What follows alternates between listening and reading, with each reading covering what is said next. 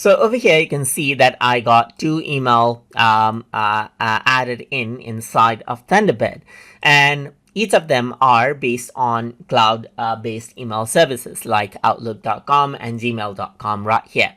So many of the cloud storage services have a limited email storage space, and depending on whether it is supported or not, you can also view how much storage space has been used and how much is remaining as well.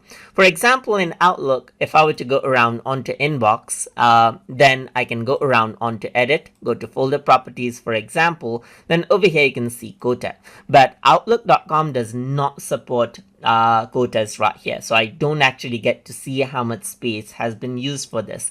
But on the Gmail, let me just click on Inbox and then go around onto the Edit menu, and then let's just go around onto Folder Properties right here.